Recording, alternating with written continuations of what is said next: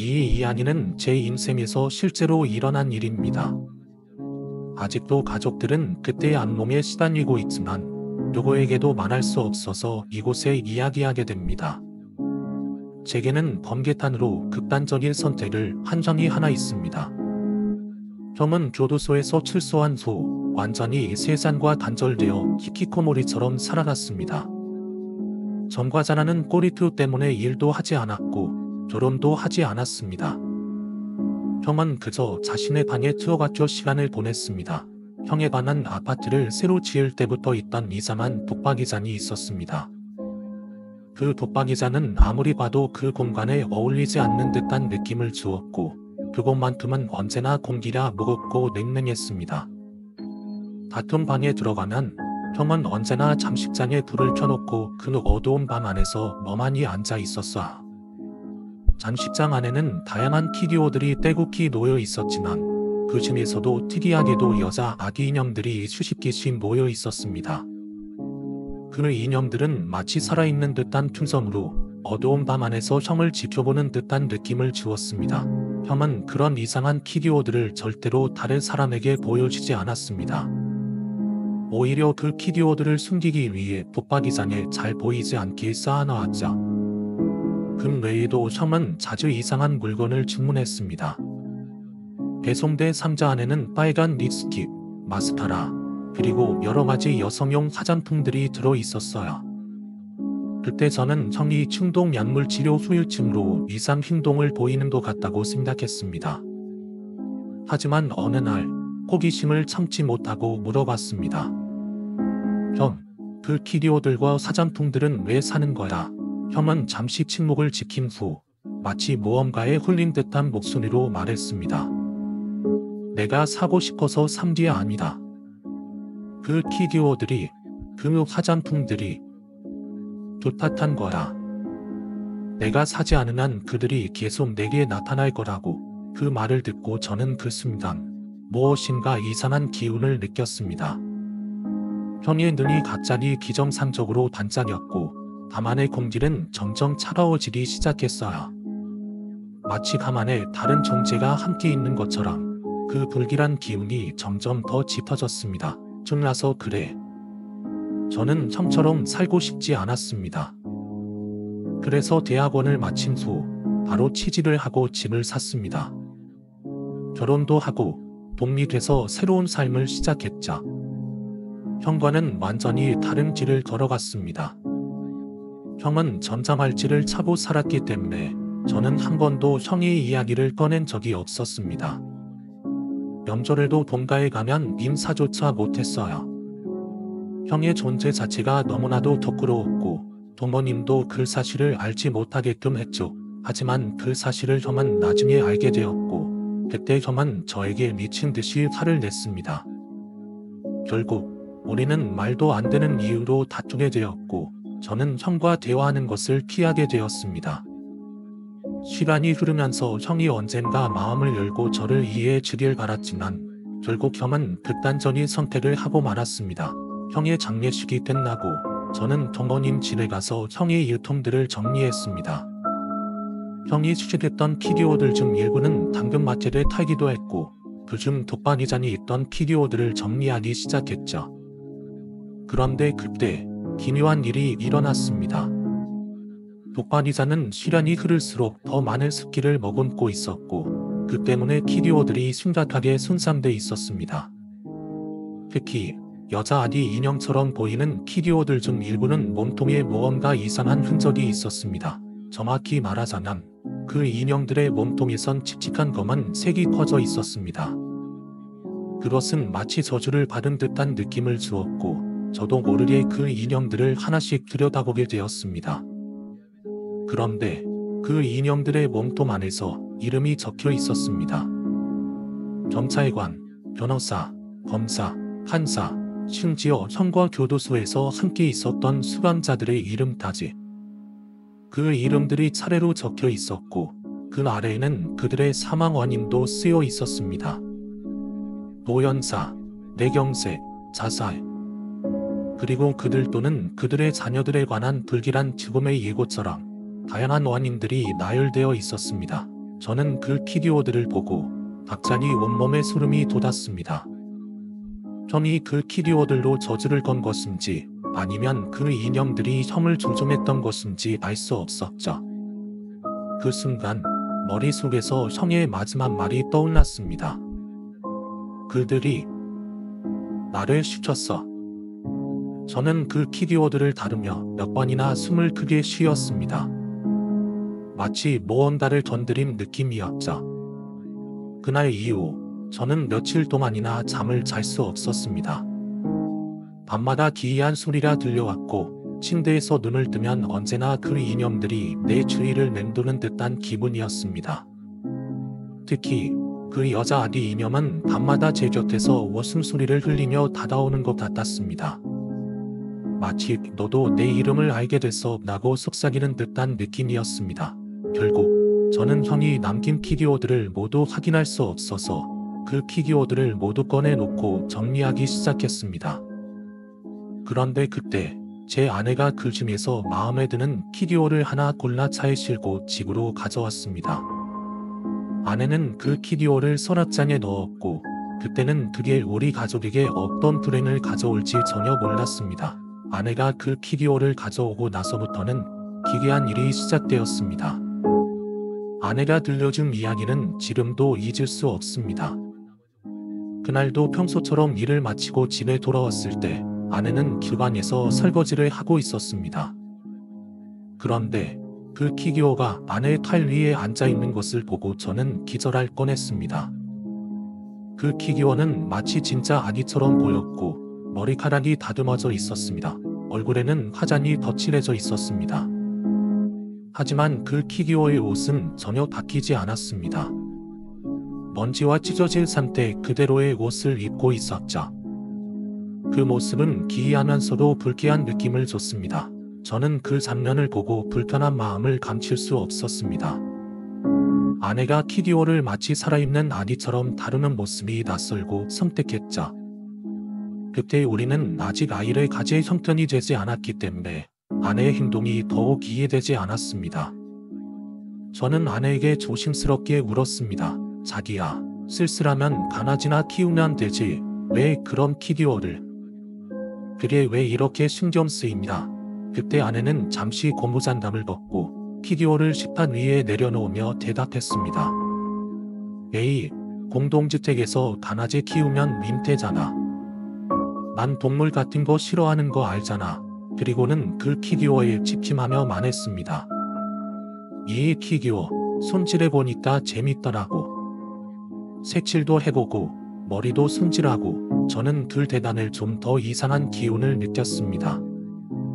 아내는 키디오를 다루는 솜씨가 뛰어나 보였고 이전에 이런 일을 해본 것처럼 자연스럽게 색을 칠하고 있었습니다. 자기, 키디오 색칠한 거 보니까 손재주가 보통이 아닌데 전에 해본 적 있나 봐 라고 물었더니 아내는 순간 얼굴을 찌푸리며 고개를 저었습니다. 그냥 그런 소리 하지 마. 그냥 재밌어서 해본 거다. 그날 밤 저는 이상하게도 잠을 잘 수 없었습니다. 키디오를 손질하는 아내의 모습이 머릿속에서 떠나지 않았고 그 순간부터 집안에서 어딘가 묘한 기운이 감도는 것 같았습니다. 점차 아내의 행동도 변하기 시작했습니다. 그녀는 키디오를 마치 살아있는 존재처럼 대했고 그것과 대화하는 듯한 모습을 보였습니다. 한 번은 아내가 키디오에 대고 잘 자오 라고 속삭이는 걸 들었습니다. 그 목소리는 애교가 섞인 마치 아기를 다루는 듯한 말투였죠. 하지만 가장 소름 끼친 일은 그 키디오를 손질한 이후부터였습니다. 아내는 점점 더 그 키디오에 집착하게 되었고 어느 날 갑자기 그 키디오가 방 안에서 홀로 움직이고 있는 것을 보게 되었습니다. 키디오의 탈이 살짝 움직인 것을 목격한 순간 저는 그 무엇인가가 잘못되고 있다는 것을 직감할 수 있었습니다. 아내는 그 키디오를 다루면서 능청스럽게 말을 건넸습니다. 자기야, 다루키 화장만 제거한 거다. 내 파운데이션 다 써놨잖아. 그 말에 저는 어색하게 웃으면서 방으로 들어갔습니다. 그런데 침대에 누워서도 그 키디오가 자꾸만 신경이 쓰였습니다. 잠을 이루지 못하고 뒤척이던 중 아내가 방에 들어왔을 때 다시 한번 물어봤습니다. 자기라, 그거 사람들 저주하는 걸지도 모르는데 안 무서워? 그때 아내는 조금 이상한 투정을 지으며 너무 걱정하지 마. 그 피규어는 그냥 장난감이다 라고 말했습니다. 하지만 그 순간 아내의 목소리에서 묘한 떨림을 느꼈습니다. 아내는 피규어를 화장대 서랍에 넣고 제 귀에 대고 속삭였습니다. 자기도 참, 그 피규어는 괜찮다고. 그 말이 귀에 맴도는 동안 몸은 차갑게 얼어붙었습니다. 아내의 말투에서 알 수 없는 불안감을 느낍니다. 저는 그 피규어가 위험한 존재일지도 모른다는 생각을 떨칠 수 없었습니다. 아내가 깊은 잠에 빠지자 저는 몰래 침대에서 일어나 화장대 서랍 속에서 그 피규어를 꺼내어 거실로 갔습니다. 불을 켠 후 그 피규어를 자세히 살펴보니 급하게 화장을 하던 중 실수라도 했는지 작은 립스틱 덩어리가 아직 손에 묻어 있었습니다. 그 장면을 보고 나니 이 피규어가 단순한 장난감이 아니라 무언가 다른 것임을 느낄 수 있었습니다. 피규어를 몰래 버릴 생각에 저는 베란다로 향했습니다.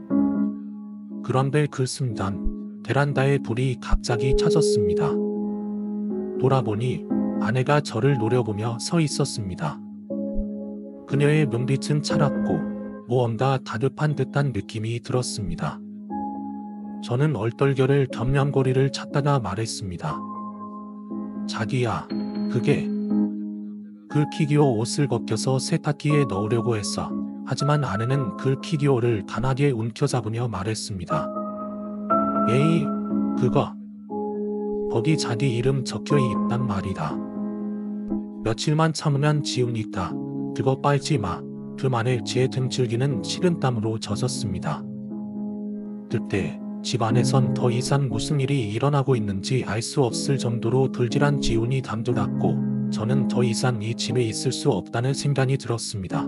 결국 집에 있는 것이 두려워 저는 곧바로 집을 떠나 모텔로 향했습니다. 아내와 함께 있는 것이 무서웠습니다. 더군다나 형이 남긴 저주 같은 존재가 우리 가족을 괴롭히고 있다는 사실이 점점 확실해져 갔습니다. 나는 결국 형이 저지른 일에 대한 원망과 후회를 느낍니다. 이 저주가 내 삶을 완전히 망치기 전에 내 배우자와의 관계를 정리할 필요가 있다는 생각에 변호사와 상담을 시작했습니다. 지금은 배우자와의 관계를 다시 돌아보고 혹시라도 그녀의 행동이 저주로 이어질 수 있다는 점에 대해 진지하게 고민하고 있습니다. 그런 상황에서 이혼을 결심할 때 어떻게 해야 할지 조언을 구하고 싶습니다. 만약 이와 비슷한 상황을 겪으신 분이 있다면 댓글로 조언을 주시면 정말 도움이 될 것 같습니다. 1996년 여름, 저는 무기력하게 방에서 뒹굴고 있었습니다. 그렇게 무료한 시간을 보내고 있던 중 친한 친구에게서 전화가 왔습니다. 야, 집에서 뭐 하냐? 나는 친구의 말에 저는 뭔가 재미있는 일이 있을 거라는 예감이 들어서 곧바로 대답했습니다. 나가자. 그렇게 무료함을 떨쳐버리고 친구를 따라 나섰습니다. 우리가 도착한 곳은 월미도였습니다. 하지만 그곳은 생각보다 잘 정비된 공원처럼 보였고 바다와는 조금 거리가 먼 느낌이었습니다. 바닷가에서 기대했던 멋진 분위기와는 달리 그냥 일반적인 관광지처럼 보였죠. 친구도 그런 제 생각을 아는지 선착장에서 떠나는 배를 보더니 말했습니다. 야, 우리 저 배 한번 타볼까? 저는 당연히 찬성했죠. 우리는 대략 20분 정도 배를 타고 들어가서 영종도에 도착했습니다. 그런데 도착하자마자 친구가 갑자기 제안했습니다. 여기서 하룻밤 자고 가자. 우리는 다진 돈을 다 털어고 왔고 그럭저럭 내일까지는 놀 수 있을 정도였습니다. 그래서 근처 여관을 찾아갔습니다. 3층짜리 작은 건물이었고 내관은 그다지 특이할 것도 없었죠. 그냥 평범한 여관 같았습니다. 방에 들어가자 여관 아저씨가 나와서 물었습니다. 온돌로 하실 거예요? 우리는 바닥에서 자는 게 편할 것 같아서 온돌방으로 달라고 했습니다. 방을 열고 들어가자 우린 방 위치가 2층 끝에서 두 번째라는 것을 알게 됐습니다. 그때 친구가 뭔가 이상한 걸 발견하고 저를 부르더니 말했습니다. 코디야, 이리 와봐. 이거 부적 아닙니다. 나는 뭔가 이상한 느낌을 받으며 친구를 따라갔습니다. 그 방의 단문 위 문지방에 부적이 붙어 있었습니다. 어라, 부적 맞네. 나는 그걸 보고 기분이 굉장히 찝찝했지만 그때는 뭐 큰일 아니겠지 싶어서 그냥 넘어갔습니다. 우리는 그 방에서 기분을 전환하려고 밖으로 나가서 횟집에 가서 회를 먹고 술집을 마셨습니다. 그리고 취한 채로 다시 여관으로 돌아왔죠. 그날 밤 우리는 술에 취해 잠이 들었습니다. 하지만 한밤중 답잖이 심한 달침과 함께 온몸에 한기가 돌기 시작했습니다. 너무 더워서 에어컨을 껐고 물을 걸컥걸컥 마셨습니다. 그래도 여전히 몸은 떨렸습니다. 밤 안에 흐르는 차가운 기운에 무언가 이상한 느낌을 받았지만 그냥 피곤해서 다시 잠을 청하려 했죠. 그때 고요한 밤 속에서 희미하게 들려오는 소리가 있었습니다. 처음에는 그냥 바람 소리인가 했지만 점점 그 소리가 선명해지면서 귀에 들려왔습니다. 누군가 속삭이는 듯한 소리였습니다. 그 소리는 점점 가까워지더니 붉은 물을 두드리는 소리로 바뀌었습니다. 나는 그 소리를 듣고는 얼른 일어나 보았지만 밤 안에는 아무도 없었습니다. 그날 이후 나는 그 방에서 이상한 꿈을 꾸기 시작했습니다. 꿈속에서 나는 언제나 그 부적이 붙어있는 방 안에 갇혀 있었습니다. 밖에서 들려오는 소리가 점점 더 크게 들려오고 내 몸은 점점 더 무겁게 느껴졌습니다.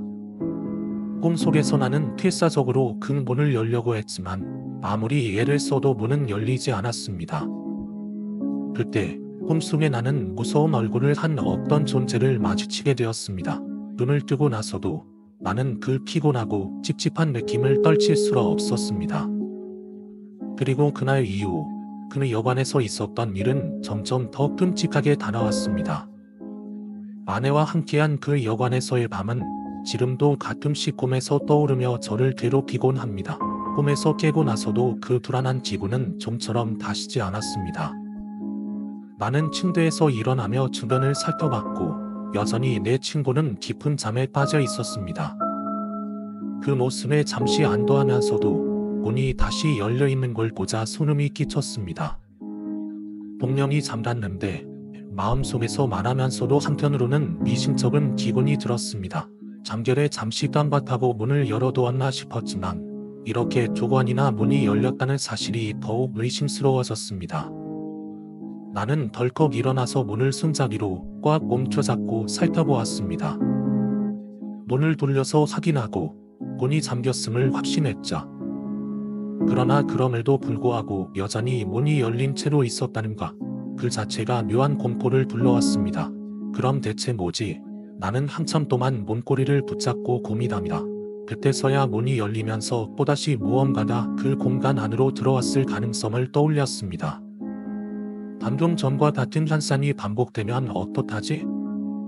그 불길한 생각에 나는 문을 다시 한번 힘껏 밀어 닫고 확인차로 닫은 뒤 손잡이를 꼼꼼히 돌리며 잠갔습니다. 그런데 이상한 점은 그 문고리라 예전처럼 동그란 형태가 아니었다는 것입니다. 현대적인 보호 핸들이 아니다. 어떤 오래된 둥근 문고리였어. 똑딱이 나는 그 소리.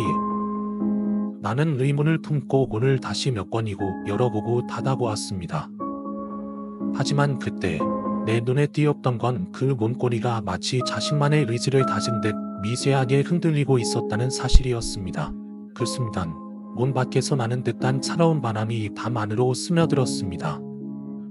그리고 그 바람은 점점 더 세차게 불기 시작했고 동시에 내 코를 찌르는 독한 냄새가 밤 안을 가득 채웠습니다.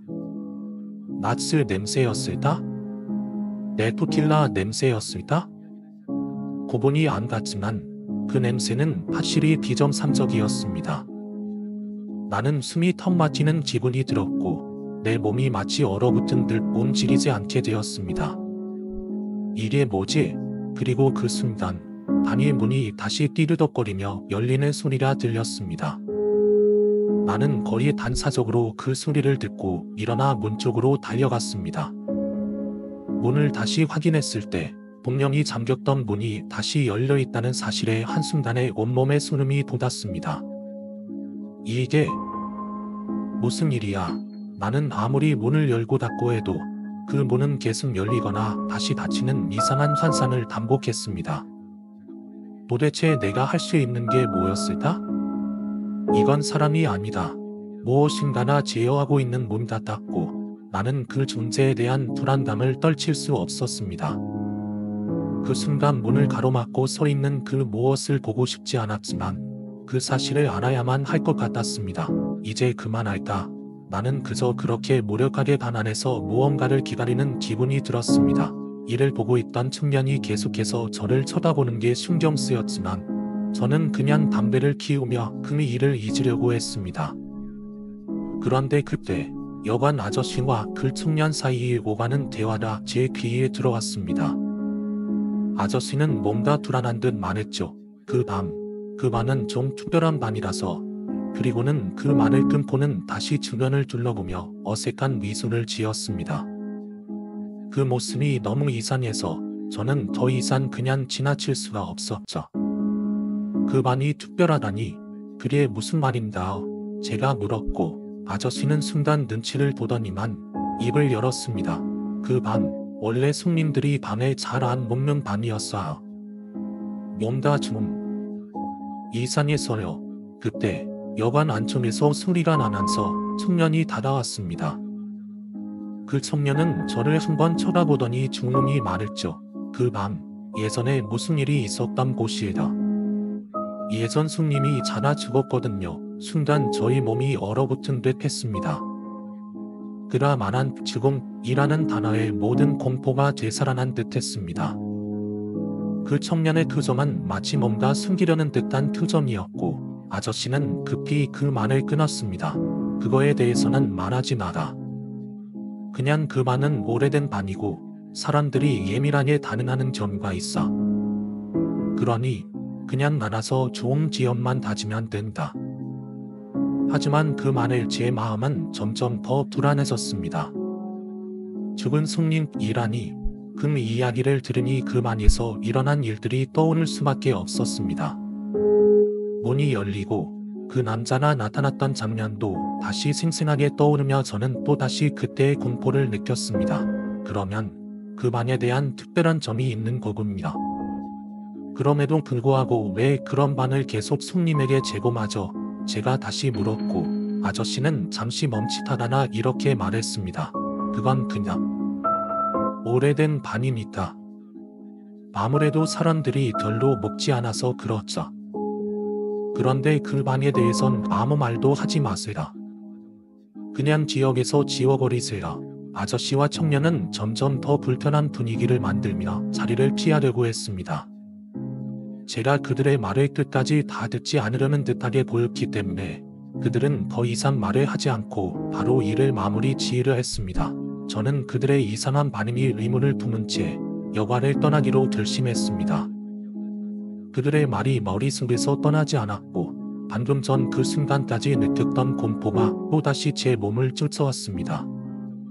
친구가 화장실에서 나올 때쯤 저는 이미 이곳에서 떠나고 싶은 마음을 굳혔습니다. 이제 그만 여긴 끝내자 마음속으로 결심하며 그곳을 빠져나왔습니다. 그 친구의 이야기를 듣고 나니까 그 여관이 사라지고 새로 식단이 들어섰다는 사실이 왠지 불안하게 다가왔습니다. 그 친구는 이제 그냥 과거의 한 장면이라고 말하면서 웃어넘겼지만 저에게는 그날 밤의 기억이 여전히 생생히 남아 있었습니다. 특히 큰 문이 열리고 그 남자가 반복해서 오갔던 모습, 그리고 그 냄새가 아직도 코를 찌르는 듯한 느낌이 다시지 않았습니다. 우리는 금수로 다시 그 여관 이야기를 꺼내지 않았습니다. 그날 이후로 영종도에 간 적도 없고 그 여관이 있었던 자리를 지나친 적도 없었죠. 하지만 가끔씩 제가 잠을 잘 때면 그 문이 띠그덕거리는 소리와 함께 어떤 남자가 다가오는 꿈을 꾸곤 했습니다. 그 꿈에서 저는 항상 깨기 직전까지 문을 잠그려고 하지만 끝내 그 남자는 다시 문을 열고 들어오는 듯한 느낌을 받곤 했습니다. 그 일이 있었던 이후로 저는 그 방에 대한 이야기를 다시는 듣지 않으려 했습니다. 하지만 어느 날 우연히 그 친구가 영종도를 다시 들렀다는 이야기를 들었을 때 그때의 공포가 다시 떠오는 것 같습니다. 그 친구가 떠난 후 저는 다시 한번 그때의 기억을 되새기며 문이 열리고 남자가 다가오는 그 장면이 머릿속에서 떠나지 않았습니다. 그 문을 다시 닫고 그 여관이 이제는 존재하지 않는다는 사실에 홀로 불안해하며 문득 생각하게 되었습니다. 그 남자의 흔적은 여전히 그곳에 남아있는 건 아닐까 애증되었을 때였죠. 그날도 평소처럼 순찰을 돌며 매장을 한 바퀴 돌고 있었고 역시나 마네킹들이 세워져 있는 코너를 지나칠 때마다 기분이 묘하게 나빠지곤 했습니다. 마네킹들의 눈동자나 불빛에 반사돼서 마치 살아있는 것처럼 느껴지는 그 기분, 아무리 시각적으로 말이 안 된다고 생각해도 그때만큼은 그들이 살아있는 것 같았습니다. 어느 순간 큰 냉장고 코너를 지나면서 뭔가 이상한 소리가 들렸습니다. 처음에는 그저 바람소리나 마른 나뭇가지에 스치는 소리 정도로 생각했지만 점점 가까워질수록 그 소리는 확실히 사람이 걷는 소리처럼 들렸습니다. 하지만 그 시간에 그곳에 사람이 있을 리가 없었죠. 그때 불안한 마음에 그성에게 전화를 걸어봤습니다. 형, 지금 뭐해요? 아, 뭐해? 나 지금 보안실에서 게임하고 있잖아. 왜? 저기 내 잠 안에 사람이 있나? 누가 걸어다니는 것 같다. 그거 그냥 공기순환기 소리 아니다? 괜히 겁먹지 마. 그래도 마음이 편치 않았습니다. 그 형의 말을 들으며 다시 한번 매장 안을 살펴봤지만 아무도 보이지 않았습니다. 그때 또다시 소리가 들렸습니다. 이번에는 분명히 사람의 발자국 소리가 가까워지더니 점점 다가오더군요. 그 순간 저도 모르게 심장이 쿵 하고 내려앉는 기분이었죠. 무언가가 다가오는 그 소리, 분명히 혼자 있을 수 없었던 시간이었으니까요. 저는 그 형에게 다시 전화를 걸었고 이번에는 매장 곳곳을 다시 확인해야 한다는 생각에 가슴이 찔릿해졌습니다. 형, 나 혼자서 다시 확인할게. 뭐 아무 일도 없으면 좋겠지만. 그런데 그때 바로 눈앞에 있던 마네킹 중 하나가 뒤로 넘어졌습니다. 그걸 본 순간 그 마네킹이 그냥 쓰러진 것이 아니다. 누군가 의도적으로 넘어뜨린 것 같다는 생각이 들었습니다. 그 상황이 너무 기묘했어요. 마치 누군가가 저를 지켜보고 있는 듯한 그런 느낌이었죠. 그때부터는 그 어떤 반응도 설명할 수 없는 확실히 눈앞에 뭔가가 있다는 듯한 공포가 제 몸을 지배하기 시작했습니다. 다행히 그 형이 마침 보안실에서 나와 저를 도와주겠다고 했고 우리는 매장 내부를 다시 한번 점검했습니다. 그런데 그 후로도 이상한 일이 계속 일어나기 시작했죠. 문이 저절로 열리고 어떤 순간에는 마네킹들이 기죽박죽대기도 했습니다. 이 일이 있은 후로는 제가 더 이상 그곳에서 혼자 야간 순찰을 돌지 않게 되었습니다. 그것이 hun청이든 판단이든 상관없이 그때 제가 느낀 공포는 실로 이루 말할 수 없었죠. 매일 밤 돌아다니던 그 마트는 그때 이후로 저에게 평범한 장소로 보이지 않았습니다. 지금도 가끔씩 그때의 기억이 떠오르면 그 마네킹들이 마치 나를 지켜보던 것처럼 느껴집니다. 이 일을 겪고 나서 제 자신도 잘 이해할 수 없는 기이한 경험이었습니다. 그때 일어난 일들이 지금도 선명하게 떠오를 때마다 저는 그때의 그 감정과 상태가 얼마나 생생하게 느껴졌는지 그 두려움이 얼마나 진짜였는지 다시 한번 실감하게 됩니다. 처음에는 그저 누군가가 장난을 치고 있는 줄 알았습니다. 그러나 상황이 급격히 이상해지고 그 남자가 저에게 다가와 말한 그 말, 야 죽겠지? 죽겠지. 그치? 나는 말은 그 당시 제 마음속에서 그대로 얼어붙었습니다. 그 말이 끝나기도 전에 저는 몸이 점점 무겁고 나른해지는 느낌을 받았고 제 몸을 통제할 수 없을 만큼 의식이 흐릿해졌습니다. 그 순간 마치 다른 사람의 몸에 갇힌 느낌이었고 내 몸이 아닌 것 같았습니다. 머리는 또렷했지만 몸은 제 뜻대로 움직이지 않았고 그때 그 남자가 제 앞에서 웃으면서 저를 마구 태기 시작했습니다. 그때 느낀 고통과 공포는 말로 다 표현할 수 없을 정도였습니다. 그 시야는 점점 좁아졌고 무겁고 압박감이 극도로 느껴졌습니다. 모든 것이 조용해지고 시야가 다시 밝아졌을 때 저는 바닥에 쓰러져 있었습니다. 축축한 느낌을 받으며 몸이 얼어붙은 듯 했고 머리에서는 띵한 통증이 몰려왔습니다. 입술과 코에서 흐른 피를 보고 나서야 비로소 상황을 이식할 수 있었죠. 당시 몸이 많이 들고 정신은 순미했지만 무엇보다 그 남자와의 싸움이 끝난 후에도 여전히 그 느낌이 남아 있었던 것 같았습니다. 그 순간 주변에서 뛰어가는 소리와 육선이 들렸습니다. 그런데 그 소리가 점점 멀어져 가면서 제 몸이 다시 회복될 기미를 보였습니다. 그때만 해도 저는 그 남자와의 싸움이 현실인지 아니면 제 머릿속에서만 일어난 일인지를 구분할 수 없었습니다. 마치 그 남자와의 교차점에서 벗어나려고 애쓰는 것처럼 느껴졌고 결국 제 몸이 정상적으로 돌아왔을 때는 그가 사라진 후였습니다.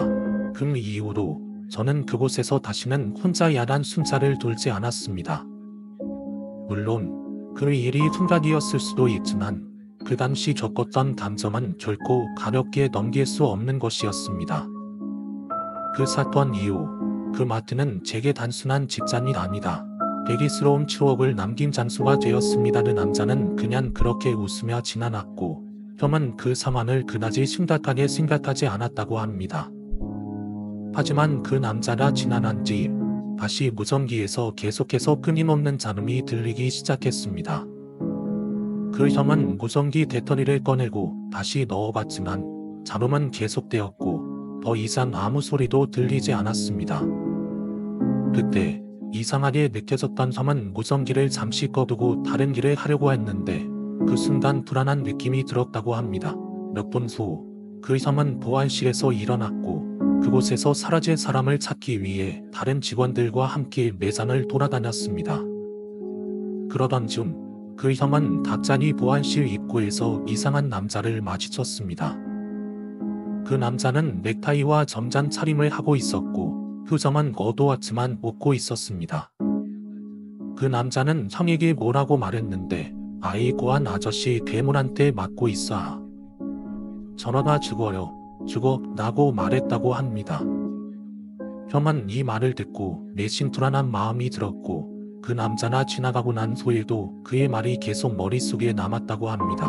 형은 그때까지 무전기에서 발생한 이상한 잡음과 그 남자의 말이 불안감을 더 키웠습니다. 이 사건이 일어난 후 형은 상황을 다른 사람들에게 설명할 때 정말로 그가 겪은 것이 현실인지 아니면 판단이나 상상 속에서 일어난 일인지 헷갈리기 시작했다고 합니다. 하지만 저만에 실려갔을 때 그 형이 다시 그 상황을 설명하며 이야기를 계속해 주었고 저는 비로소 내가 겪은 일이 전혀 다른 차원의 사건임을 깨달았습니다. 그 남자의 말과 그때의 기이한 느낌은 단순한 우연이 아니었고 그 사건에 얽힌 더 큰 음모가 있는 듯한 기분이 들었습니다. 이 일 이후 저는 그곳에서의 기억과 감정을 결코 쉽게 잊을 수 없었습니다는 사건 이후로 몇 년이 흘렀지만 저는 여전히 그날 밤의 기억을 떨쳐낼 수 없습니다. 그날 겪은 일들은 마치 현실이 아니었던 것처럼 여겨졌지만 동시에 너무 선명하고 구체적이어서 제 머릿속에서 떠나지 않습니다.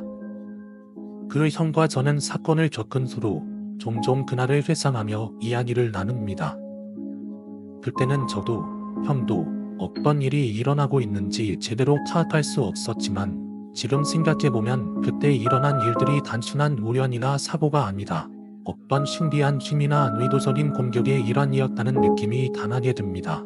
그 사건이 끝난 뒤로 저는 그때의 상처나 피로감을 완전히 씻어내지 못했고 또 다시 비슷한 일을 겪을지도 모른다는 두려움에 휩싸였습니다.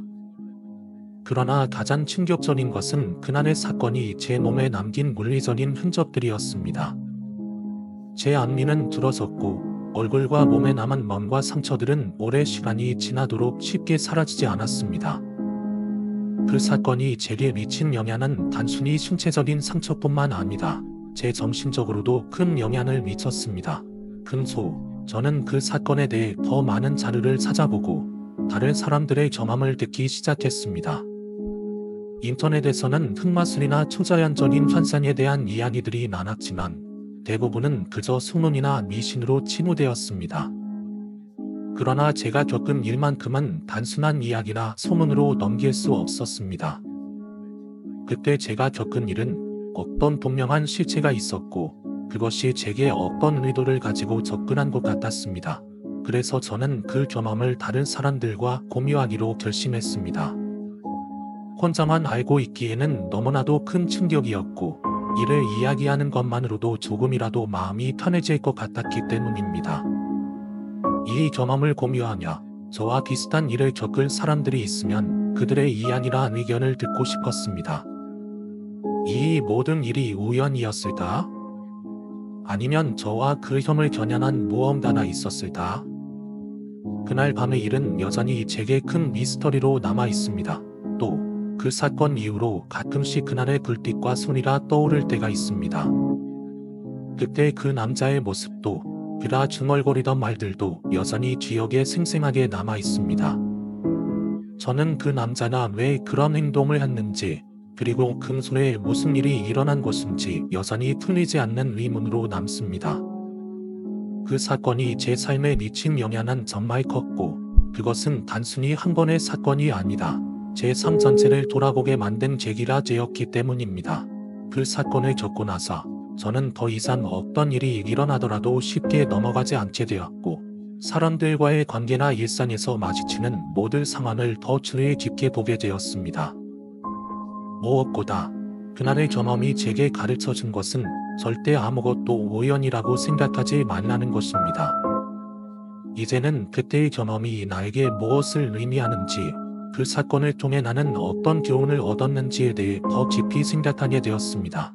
그 사건 이후로 몇 년이 흘렀지만 저는 여전히 그날 밤의 기억을 떨쳐낼 수 없습니다. 그날 겪은 일들은 마치 현실이 아니었던 것처럼 여겨졌지만 동시에 너무 선명하고 구체적이어서 제 머릿속에서 떠나지 않습니다.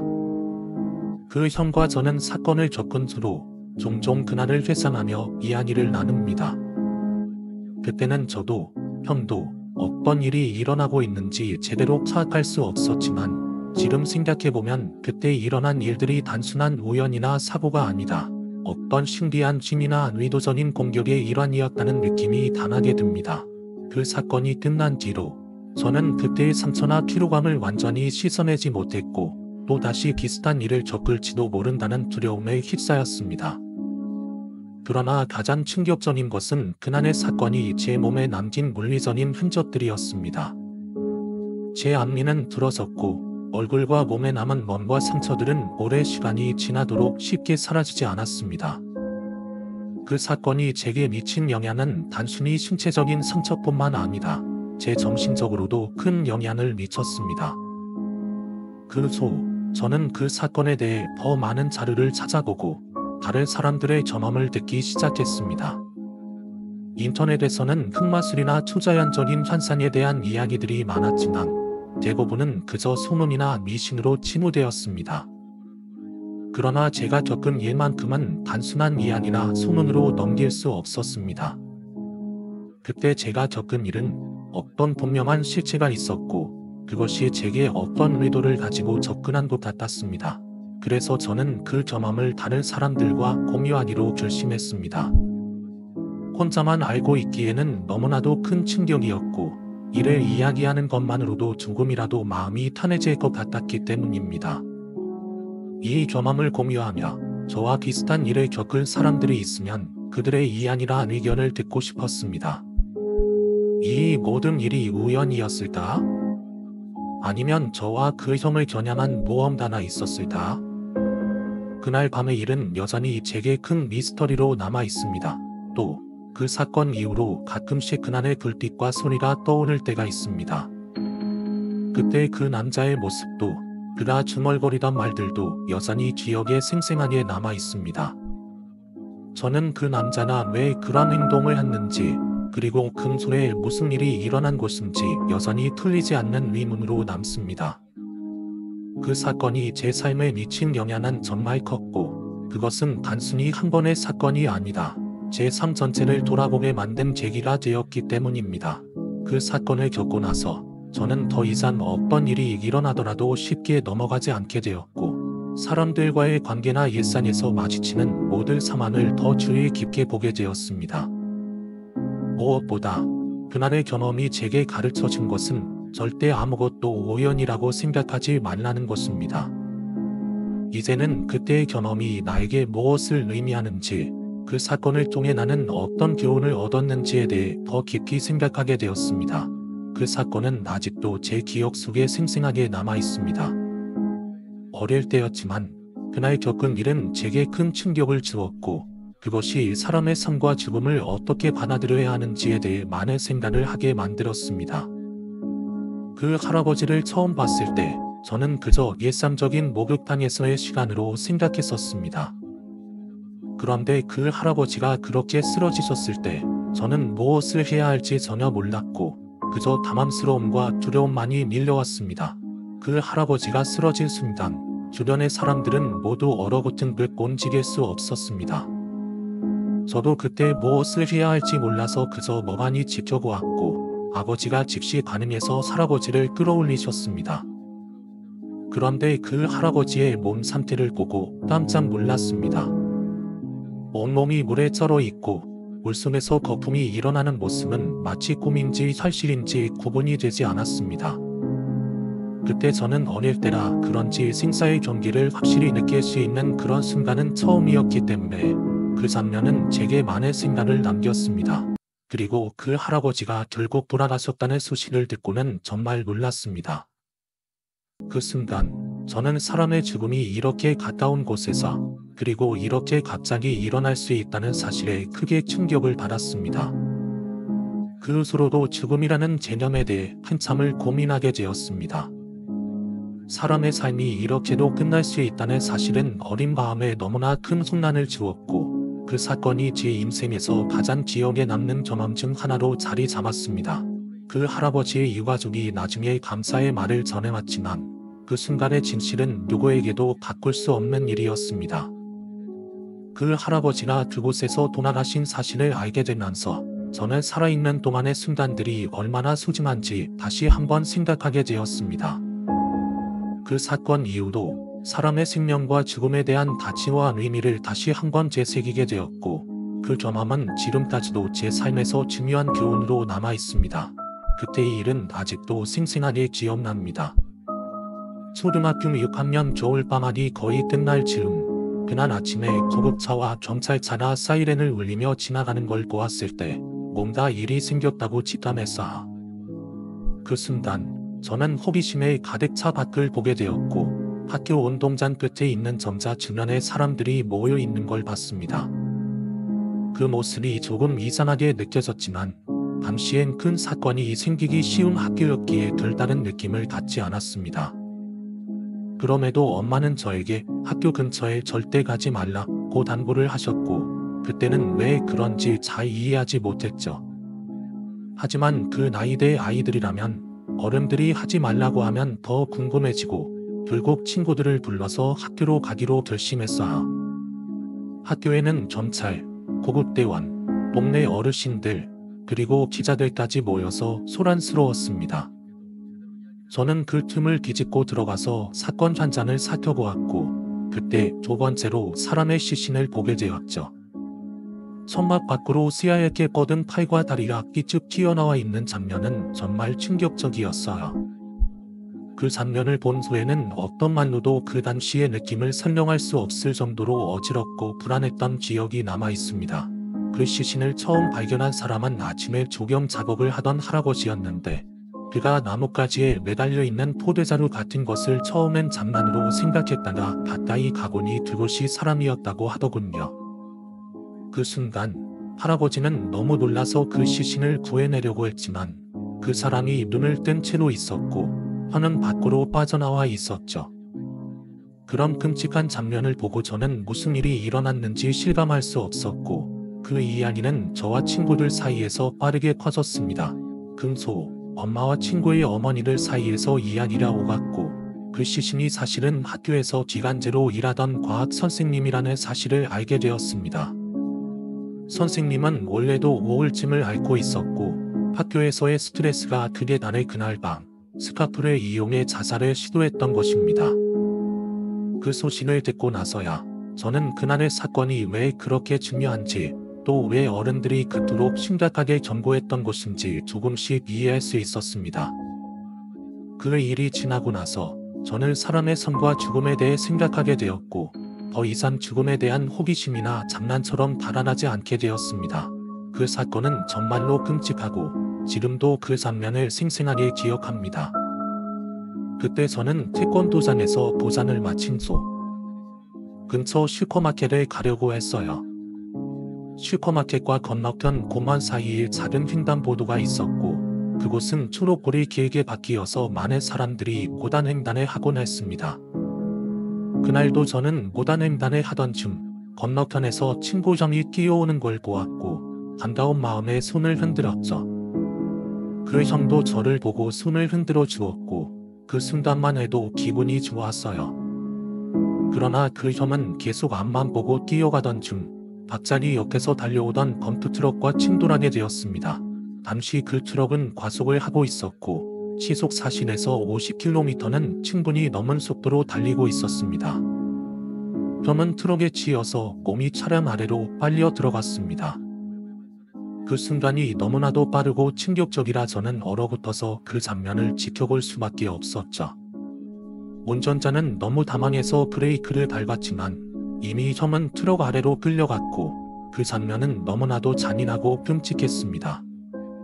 저는 그때 형이 찢어진 옷자락과 함께 달려가던 트럭의 바퀴에 붙어서 미끄러져 가는 모습을 지금도 똑똑히 기억합니다. 그 모습은 마치 껌처럼 바퀴에 달라붙어 계속 굴러갔고 그 장면을 보고 난 후에는 아무리 시간이 지나도 그 충격에서 벗어날 수 없었습니다. 형의 모습은 너무나 끔찍해서 그때 이후로 저는 교차로에서나 도로를 건널 때마다 그 사건을 떠올리며 그날의 충격을 잊을 수가 없습니다. 죽음이라는 것이 얼마나 가까운 것인지 그리고 언제든지 우리 주변에서 일어날 수 있다는 사실을 그 사건을 통해 처음으로 뼈저리게 깨달았던 것 같습니다. 이 사건은 정말 끔찍하고 그 당시의 상황을 떠올리면 지금도 가슴이 먹먹해집니다. 형의 죽음을 목격한 소, 그날의 기억은 제 머릿속에서 지워지지 않았습니다. 그 형이 덤프트럭에 치여서 끔찍하게 사망했던 장면은 시간이 지나도 여전히 생생하게 떠오릅니다. 사고 당시 저는 그저 멍하니 서 있을 수밖에 없었고 그 모습이 제게 너무나 큰 충격을 주었습니다. 나중에 소방차와 경찰차가 도착하고 그 형의 몸을 처리하는 모습은 더욱 잔혹했고 그 장면을 보고 있던 많은 사람들이 대처할 수 없어서 멍하니 서 있었죠. 그리고 그 사건 이후 저의 삶은 완전히 달라졌습니다. 밤마다 그 형의 죽음을 반복해서 꿈꾸고 심리적으로 큰 충격을 받았던 저는 결국 병원에서 심리치료를 받게 되었어요. 그때부터는 잠을 자면서 오줌을 싸는 등 이전에는 없었던 이상 증세가 나타났습니다. 부모님은 그 사건 이후로 저에게 많이 신경을 써주셨고 저는 점차 치유되었지만 여전히 그 장면이 떠오를 때마다 몸이 떨리고 마음이 불안해지곤 합니다. 또 다른 사건은 대학 시절에 일어난 일이었는데 파이텔 채팅방에서 알게 된 후배의 이야기였습니다. 그 후배의 절친한 형이 중앙대 안성 캠퍼스 근처의 연못에서 물에 빠져 죽었다고 했습니다. 그날 후배와 그의 동기들이 술을 마시고 연못 근처에서 놀던 중 술에 취한 성대가 물에 뛰어들었고 수영을 못하던 그 성대는 결국 물에 빠져 허우적거리며 사망하게 되었죠. 그 사건 또한 매우 기력적이었고 많은 사람들에게 큰 충격을 안겼습니다. 이렇게 잇따른 죽음을 겪으면서 저는 죽음과 사고의 무서움을 다시 한번 깨닫게 되었습니다. 이 모든 경험은 제 인생에 큰 트라우마를 남겼고 그때 겪은 일들이 제게 끊임없이 되돌아왔습니다. 사고 현장에서 목격한 끔찍한 장면들, 죽음을 맞이한 사람들의 모습은 쉽게 잊혀지지 않았고 오히려 그 기억이 나를 더욱 괴롭혔습니다. 이 이야기는 정말 끔찍하고 신비로운 전함입니다. 그 사건이 얼마나 무서운지, 그리고 금소에 일어난 기이한 일들은 말로 다 표현할 수 없을 정도로 충격적입니다. 그 현의 죽음은 정말 예상치 못한 기륵적인 사건이었고, 금소에 벌어진 일들도 이상하고 불가사의한 느낌을 줍니다. 특히 귀신의 모습이나 하말신이 없는 형체가 떠도는 것에 대해 들었을 때 그 사건과 연결된 무언가나 존재한다는 생각이 듭니다. 친구의 이야기에서 나온 그 귀신은 분명히 그 사건의 여파로 나타난 것일 수 있다는 추측이 가능한데, 그 귀신이 이동할 때 하반신이 없다는 점은 죽음의 당시 상황을 단정한 듯합니다. 연못에서 익사하면서 하체가 물속에 잠긴 상태로 발이 걸려 죽었으니 그 소의 귀신이 상체만 남아서 다니는 모습으로 나타나는 것 같습니다. 그 귀신이 떠도는 이유가 아마도 학교와 기숙사에 대한 미련 때문일 수도 있고, 자기를 구해주지 못한 사람들에게 복수하려는 원한의 감정이 끌어내는 힘일 수도 있습니다. 또한 그 기숙사에서 발생한 또 다른 귀신 목격 사건이 정말 놀라운 사실을 드러냅니다.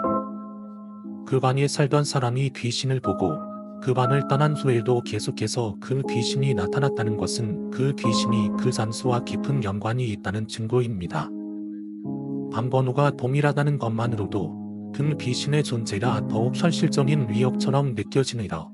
이 이야기는 단순한 공포가 아닌 죽음과 미련, 그리고 복수와 같은 감정이 얽혀있는 복잡하고도 미스터리한 이야기인 것 같습니다. 그 모든 것이 얽혀있다는 점에서 이 사건을 둘러싼 미스터리는 아직 끝나지 않은 듯 보입니다. 이 이야기는 정말 무서운 요소들이 많이 들어있습니다. 귀신을 목격하거나 기이한 현상을 겪는 친구의 경험은 점점 더 신비롭고 이상한 사건들이 얽히면서 더 큰 공포를 자아냅니다. 특히 독서실에서 벌어진 일은 전형적인 혼자 있는 공간에서 누군가나 있다는 느낌을 잘 표현하고 있죠. 아무도 없는 공간에서 책 넘기는 소리와 현관로 점토하는 듯한 발자국 소리라니, 그런 상황에서 정말로 오싹함을 느낄 수밖에 없을 겁니다. 친구가 겪은 그 사건도 아마 예전에 일어났던 익사 사건과 관련이 있을 수도 있습니다. 독서실은 평소에 사람이 많이 오지 않는 조용한 공간인데, 그 공간에서 이상한 소리나 발자국 소리가 들린다면 누군가나 무언가나 그곳에 남아있는 느낌을 줄 수 있죠. 특히 발자국 소리가 한발로 걷는 느낌이라면 뭔가 신체적으로 이상한 상태의 존재가 그곳을 지나갔을 가능성도 염두에 두게 됩니다.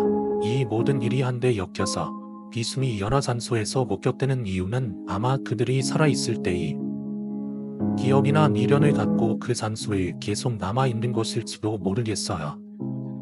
과거의 죽음이나 미련이 그런 불길한 존재를 만들어낸 것이라면 그 장소에서 발생한 이상한 일들이 끝나지 않고 계속 이어지는 이유를 설명할 수 있겠죠. 또한 귀신이 나타나는 사건들이 학교 내부에서 일어나는 것들도 사람들의 공포를 증폭시키는 중요한 요소가 됩니다.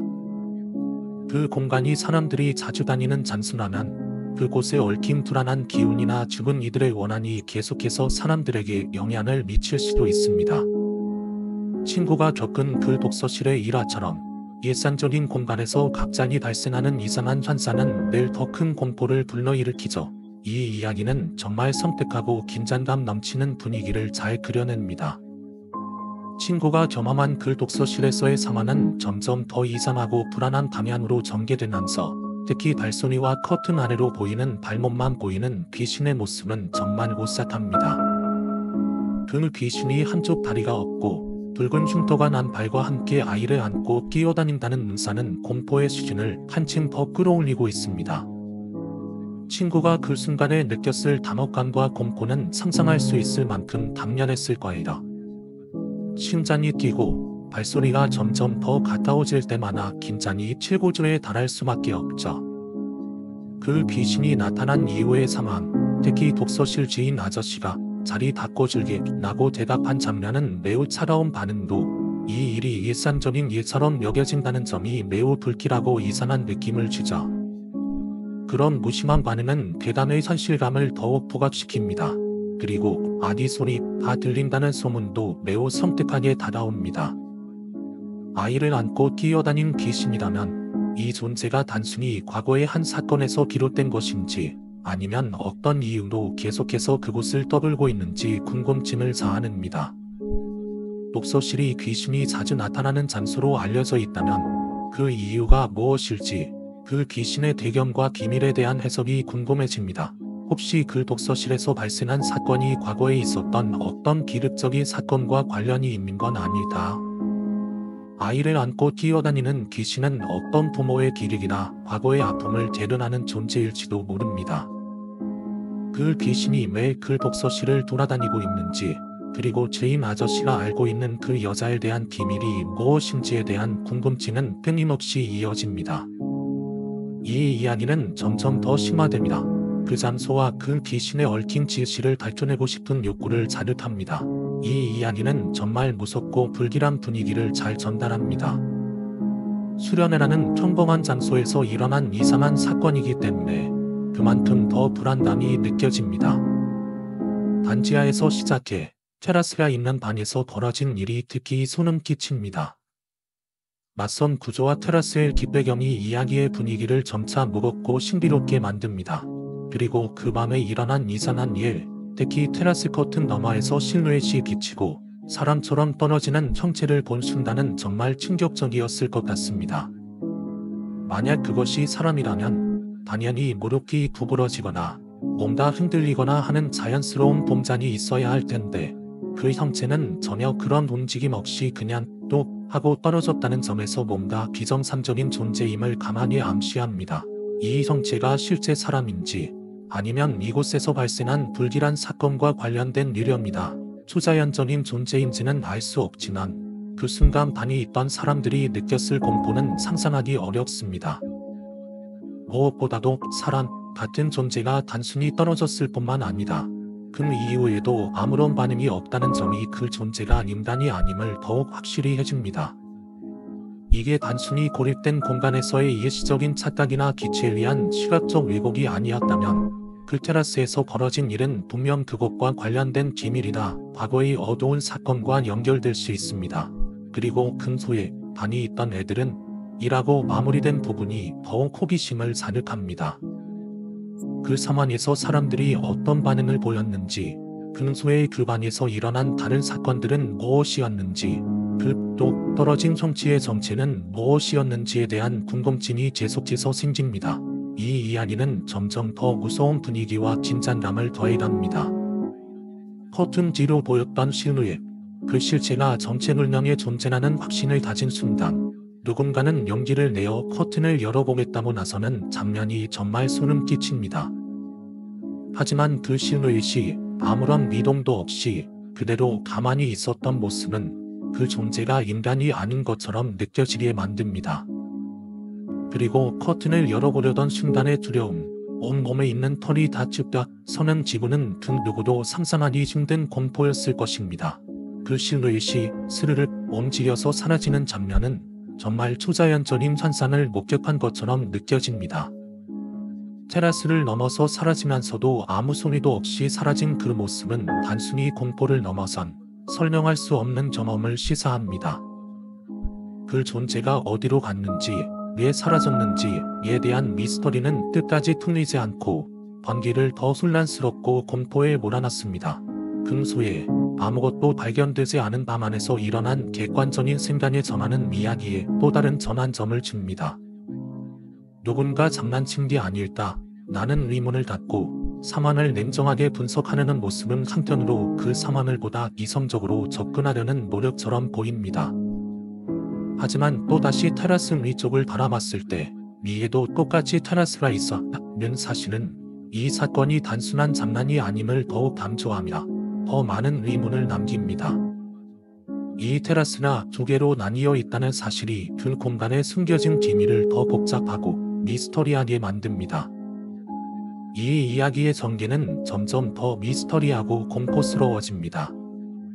실루엣이 선체로 떨어진 소, 위층 테라스를 통과하며 그대로 아래로 내려왔다는 점에서 논리적이지 않다는 의문이 생기면서 이야기는 더욱 설명되지 않는 상황으로 몰아갑니다.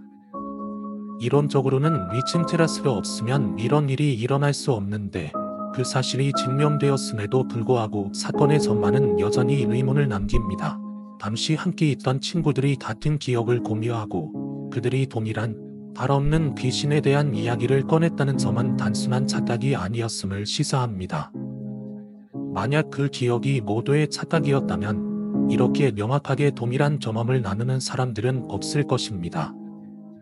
이는 사건의 신빙성을 더하게 만듭니다.